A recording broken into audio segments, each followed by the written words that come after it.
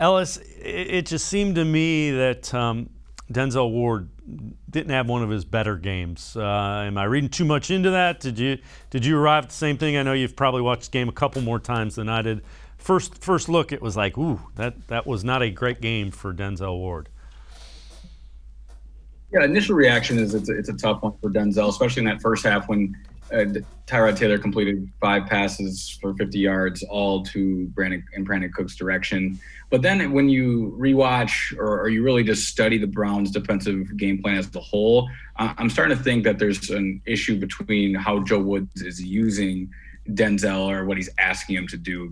Simply meaning there's too much soft coverage, too much zone coverage, and you're not giving your cornerbacks an opportunity to get in the face of other receivers and compete. Almost the way a linebacker or a running back needs to be involved and have their nose on the ball and be around the play. You can get a little lackadaisical playing zone repeatedly like that, and that's what they've been asking Denzel to do. So I said this last week on the show, I'd like to see the Browns play more man defense. I don't think that was the case yesterday, and I think Denzel's not playing the best right now, but we also have to look at the positions that Joe Woods is putting him in as well. Yeah, and Kevin Stefanski did address Denzel. Here's what he had to say about his performance in the Texans game.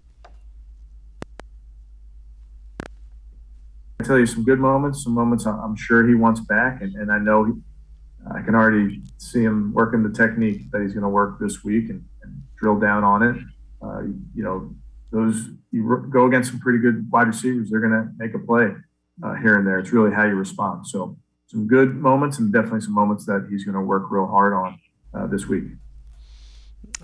We had that pause to kind of build the anticipation there, but. Again, it could be the zone that you're talking about. That's the technique that they want to get him to work on. Yeah, and again, it's about figuring out what is best for Denzel. How can this secondary become the best version of itself? And it doesn't help when your pass rush isn't creating any pressure either. No hurries, no sacks for Myles Garrett yesterday. I think Clowney was in there 5 or 6 times, but only 1 sack, and that was for Grant Delpit. And this is a defense that is predicated on complementary football, meaning the front 4 are going to create pressure, not having those back end guys having to cover as much. And they're not coming through yet.